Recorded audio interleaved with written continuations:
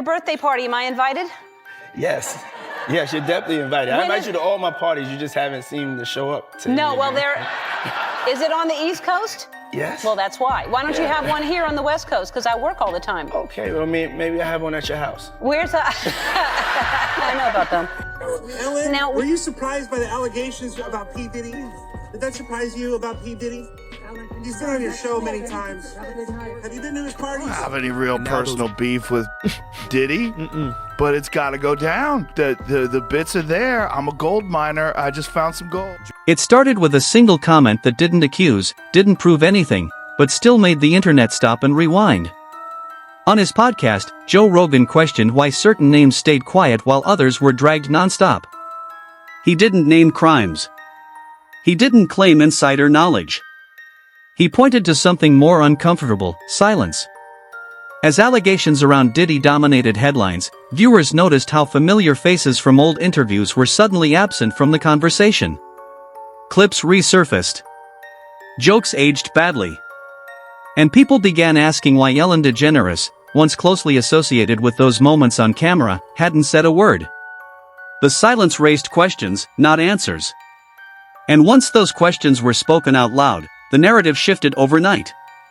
When the Diddy situation exploded online, the public response followed a familiar pattern. People didn't wait for verdicts. all right, we're back with Sean Diddy Combs. Is it Diddy today? Because sometimes you're Puffy and sometimes you're Diddy. Or sometimes you're Daddy. What are you today? I'm so confused today with it, as long as you say it in a nice way. They didn't wait for statements. They went backwards. Old interviews. Old jokes. Old moments that once felt harmless suddenly felt loaded. Viewers noticed that humor changes meaning when context changes, and nowhere was that more apparent than in clips pulled from Ellen DeGeneres' daytime talk show. For years, Ellen's set was treated as one of the safest spaces in Hollywood. Guests laughed. Awkward stories became punchlines. Party talk was framed as playful banter. But as online speculation suggests, when the tone of the broader conversation shifted, those same moments started being reinterpreted through a darker lens. People began asking whether those jokes were just jokes, or whether they hinted at something people ignored at the time. The clips that resurfaced most often involved Diddy appearing relaxed, familiar, and joking openly about parties. Ellen played along, sometimes teasing, sometimes appearing knowingly amused. You may have heard this summer there were allegations of a toxic work environment at our show, and then there was an investigation. I learned that things happened here that never should have happened. I take that very seriously, and I want to say I am so sorry to the people who were affected. The show continued for a bit, then ended, with Ellen saying it just wasn't challenging anymore. But a lot of people read it differently, like the trust. At the time, it was daytime television gold. Today, viewers replay those moments differently. Not as evidence, not as proof, but as optics. And optics matter when public trust erodes. Joe Rogan became the catalyst for this shift. Not because he accused Ellen of anything, but because he verbalized what many online had already been whispering. On his podcast, Rogan questioned why so many celebrities openly joked about Diddy's parties for years, then suddenly claimed ignorance when allegations surfaced. He framed it as a cultural question, not a legal one. How could so many people orbit the same spaces, talk about them publicly, and later insist they saw nothing unusual? That question landed hard, especially because Ellen's show was one of the main platforms where those party conversations played out on camera. Viewers noticed that Ellen wasn't just a passive listener in those interviews. She reacted. She laughed. She sometimes implied familiarity with the subject matter. Again, not wrongdoing, but recognition. And recognition changes how silence is perceived. Now, what time would your party start, let's say? Like 9:30. Really, that early? Yeah. I could make that. Yeah. But I could think of you of starting a party at like midnight. Like, what time will it go till? That's a different type of party, though. Uh-huh. It'll go from like 9:30 to like maybe 3 o'clock, 3 o'clock. And then, we have the top 2 floors of the hotel. You know? And then it will carry on there? Yeah. Then the after party. No. As the clips circulated, comment sections filled with questions rather than conclusions. Why hasn't Ellen addressed any of this? Why is her name barely mentioned in mainstream coverage? Is it because she's irrelevant now, or because she's still protected by her legacy? Online speculation suggests that people weren't looking for confessions. They were looking for acknowledgement.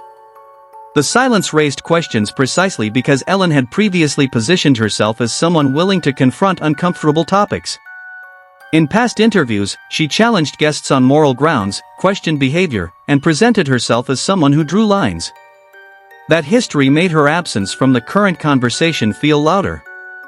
It's important to pause here. No verified source has claimed Ellen knew about any crimes. No evidence places her at any wrongdoing. What exists is a perception gap. And perception gaps are where internet narratives grow. As Rogan pointed out, celebrity culture often rewards silence. Speaking invites risk. Silence preserves brand equity. But when silence appears selective, it becomes part of the story whether the person wants it to or not. I do feel like you may not do that. You're neat though, right? I would imagine your closet is color coordinated. Everything is hung in a certain, Yes. right? So you're neat, it's just that you're not the person that puts it back. All right. Rogan's point stays simple. If you were close enough to have him on your show multiple times, joke about the party culture on national TV. This is how narratives form. Not through facts alone, but through patterns people think they see. Old jokes, new context. Familiar faces, sudden distance. And a public figure whose brand once centered on transparency now choosing quiet. By the end of that week, Ellen's name wasn't trending because of allegations. It was trending because of absence. And absence, in the digital age, rarely goes unnoticed. To understand why Ellen's silence carries so much weight, viewers began revisiting her past controversies, particularly the collapse of her public image following allegations of a toxic workplace environment. When those reports surfaced, they shattered the Be Kind brand that had defined her career for years. Former staff described intimidation, fear, and an environment where speaking up felt unsafe. Those claims were investigated, executive producers were removed, and Ellen issued a public apology. At the time, reactions were mixed. Some accepted her explanation that she was unaware of what was happening behind the scenes. Others felt the apology avoided responsibility. What mattered long-term wasn't the investigation itself, but the shift in perception. Trust cracked. And once trust cracks, people start re-examining everything. Online speculation suggests that this history is why Ellen's silence now feels suspicious to some viewers. Not because it proves anything about Diddy, but because it fits a pattern people already believe exists. A pattern of power, control, and carefully managed public messaging. Joe Rogan didn't accuse Ellen of hypocrisy outright, but he highlighted contrast. Years earlier, Ellen had openly questioned guests about moral behavior, including domestic violence issues involving other celebrities. She spoke firmly about protecting victims and setting examples. Those moments are now being replayed alongside the workplace scandal and the current silence, creating a narrative tension that fuels online debate. Viewers noticed the contrast between Ellen confronting others and avoiding commentary herself. Again, not illegal, not immoral by definition, but uncomfortable. The internet thrives on discomfort. As the conversation escalated, rumors began circulating, some extreme, some outright false. Claims about secret recordings, hidden warrants, and shadowy connections spread rapidly. Fact-checkers shut those stories down, but the damage was already done. The speed at which false claims traveled revealed something deeper, a public ready to believe the worst because trust had already eroded. This is where Rogan's commentary became significant. He repeatedly emphasized that speculation isn't evidence. He pushed back on extreme theories, even shutting down comparisons that went too far. But he also acknowledged why people were suspicious in the first place. When powerful figures remain silent during moments of cultural reckoning, audiences fill the void themselves. Another layer that intensified speculation was Ellen's decision to step away from television and later relocate abroad. Publicly, the move was framed as a lifestyle choice and political dissatisfaction. Online, however, timing became everything. People began connecting dots that may not belong together, but once a narrative forms, logic often takes a back seat. The internet doesn't wait for nuance. It rewards storylines that feel cinematic. Ellen's fall from grace, Diddy's legal troubles, Rogan's outsider commentary, and resurfaced clips combined into a single narrative arc that felt too compelling for many to ignore. Throughout all of this, Ellen remained quiet. No statement. No clarification. No acknowledgement. That choice may be strategic, legal, or personal. But perception doesn't care about intent. It reacts to absence. What makes this situation uniquely volatile is that nothing definitive has been proven about Ellen in relation to Diddy. The controversy exists almost entirely in the realm of optics. And optics, once damaged, are difficult to repair. The longer the silence continues, the more space the internet has to speculate. And as history shows, speculation rarely trends toward generosity. At its core, this controversy isn't about proving guilt. It's about how public figures are treated differently depending on influence, reputation, and timing. Joe Rogan's role in this narrative is less about exposing secrets and more about questioning systems. Who gets interrogated endlessly? Who gets handled gently? And why? Rogan framed the issue as a cultural imbalance rather than a conspiracy. He suggested that some celebrities are shielded not by innocence or guilt, but by relationships, brand value, and media comfort. Ellen, even after stepping away from television, remains a powerful name. And powerful names are often approached with caution.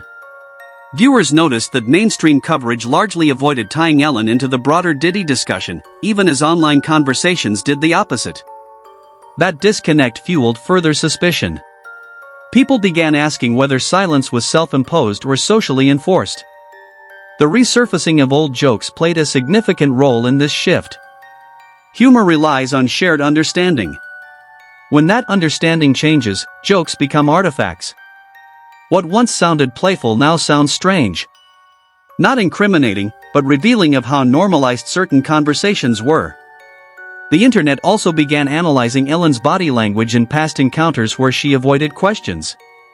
Some interpreted discomfort as guilt. Others dismissed it as human reaction to confrontation. These interpretations say more about the audience than the subject, but they still drive engagement. A particularly telling moment came when comparisons veered into extreme territory, linking Ellen to unrelated conspiracies. Rogan shut those down, reinforcing that imagination doesn't equal reality. Yet even that correction highlighted how far distrust had spread. This is the danger of silence in the modern media ecosystem. When people don't hear from a subject, they don't pause. They project. They speculate. They connect dots whether or not they belong together. Ellen's Netflix special attempted to reclaim narrative control by reframing her fall as a product of fame's extremes. Some viewers saw honesty. Others saw deflection. That split remains unresolved and feeds into the current discourse. What emerges from all of this isn't a verdict, but a portrait of how reputation collapses in stages. First, credibility cracks. Then silence follows. Finally, perception takes over. Joe Rogan didn't say Ellen was guilty of anything. He didn't claim knowledge. He asked why silence feels unevenly applied. And once that question entered the public space, it became impossible to ignore. This story continues not because of evidence, but because of unresolved trust. And unresolved trust invites endless interpretation. In the end, Ellen may never address this. Legally, strategically, she doesn't have to. But culturally, silence has a cost. And that cost is being paid in speculation, not facts. The internet will move on eventually. It always does. But the imprint remains. Old clips don't disappear. Questions don't vanish. They wait. Now it's your turn to step back from the noise and look at the pattern, not the rumors. Do you think Ellen's silence is simply a smart legal move in a volatile moment, or do you understand why viewers feel unsettled by it? Is this the internet unfairly rewriting old jokes through a modern lens, or is it a necessary re-evaluation of how celebrity culture normalized things it shouldn't have? There are no easy answers here, and that's what makes this story uncomfortable. If you believe public figures should address moments that shaped public perception, say why. If you think silence is being misread as guilt, explain your take. Keep the conversation grounded in facts, not theories. Drop your thoughts in the comments, and if you want more breakdowns that examine how power, silence, and reputation collide in celebrity culture, explore the other documentaries on this channel and stay part of the discussion.